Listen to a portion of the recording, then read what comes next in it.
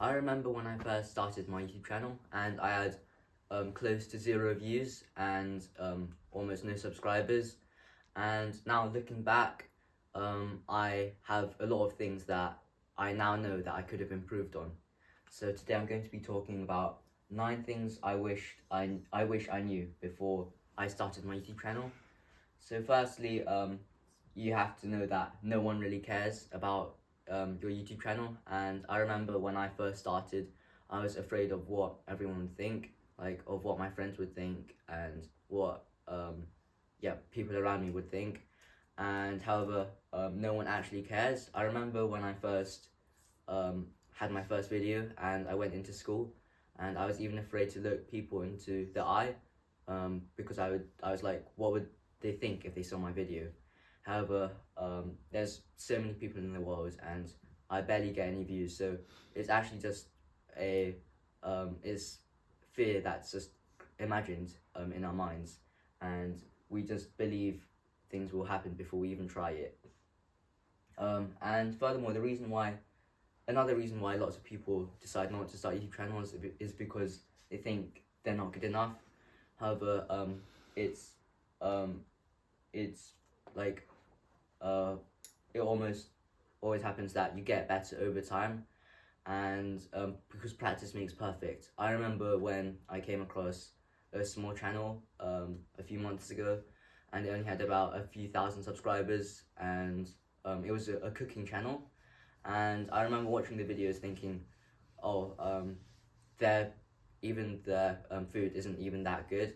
And then I came across the channel like a few days ago, and now it had 100,000 subscribers, and even the chef was a lot better at cooking. And I remember seeing his food compared to what it was before, and I thought, oh, I'd really like to try this someday. And furthermore, there's actually 2 ways to approach YouTube, to approach making videos in YouTube. So firstly, it's the archaeologist route. So it's where you try out different video ideas and topics, and when you find something that works, you expand on it. And that's basically what I do. So I find lots of different ideas, such as 9 things I wish I knew before I started my YouTube channel, and things like how to increase your confidence. And so I go into a lot of different video topics and ideas, and I expand on things that work. And then there's also another route, such as the architect, which is the architect. And so they basically plan their strategy first and figure out what works beforehand. And I think that the architect is quite a bit more risky because you're putting in more time and energy into something that has a chance of working, and it might not even work. So so the archaeologist is better for a lot of newer YouTubers. Thirdly, you have to understand the supply and demand of videos. And so if there's more supply and demand for a video, the higher quality the video needs to be to get a lot of views. And on the other hand, if there's little supply and demand for the video, then it doesn't have to be that good to get a lot of views.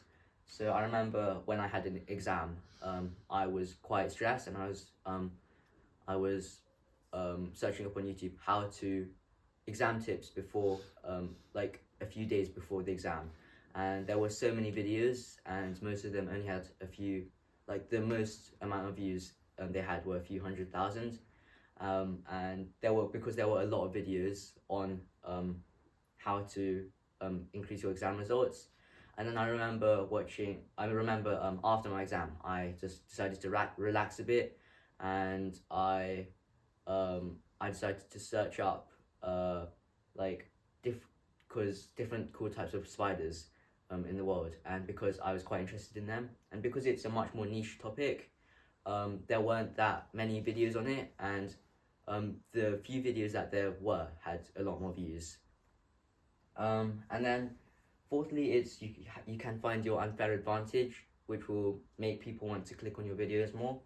So it has to be something that's difficult for others to replicate. So for example, hard work isn't an unfair advantage because everyone can work hard.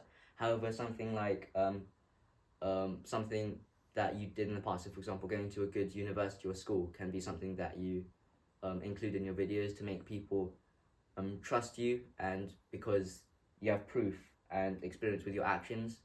And another example is languages, and maybe if you're teaching a language, knowing a lot of them shows how experienced you are. Fourthly, also there's gear. So actually, when I started YouTube, I thought, I'm not going to succeed because there's so many people out there who have so much, who have like 10,000 £10,000 cameras and setups, and I only had a phone. However, it doesn't really matter what you have, and there's actually a lot of YouTubers who record with their phones. And for example, Mr. Beast, when he first started, he was recording in like the garage or his car with his phone, and now because he's so famous, he can buy more gear. So when it doesn't really matter how much gear you have. However, if you want to catch people's attention even more, then gear will help. And then there's also editing. So it's good to outsource your editing because it saves more time, and you can learn more things to put inside your videos. And yeah, it just saves a lot of time if you ask someone else to do it for you. Also, it's good to think in systems. So you have to treat YouTube like you would with a business, and because if you think in systems, it will save a lot of time, and it provides structure to your videos. So for example, my sister, she's practicing a lot of instruments, and it's really hard to like think of everything and remember to practice all the time. So my mum actually orders everything through folders, with each instrument having a folder name, and because for all of the practice and exercises she can do, and this provides a lot of benefits because it makes it more organized. Firstly, it makes it a lot more organized. Secondly, it also just makes it a lot easier to understand. Then titles and thumbnails as well. So it makes your video stand out and it attracts audience. And a good title and thumbnail is really important because it's what makes the video. It's what makes people click on the video in the first place. And so even if you have the best content in the world, but you don't have a good title and thumbnail, people won't click on it. And similarly, if you have a really good title and thumbnail, you can still get a lot of views even if your content is not that good. So you have to think of a good title and thumbnail before you think of the video idea, because it's what makes the video it's what gets the video views. Also, you have to think about the first 30 seconds of the video. So it's basically like titles and thumbnails, but it's second in importance, because the first 30 seconds, if people don't like what they're listening to, they'll just leave immediately.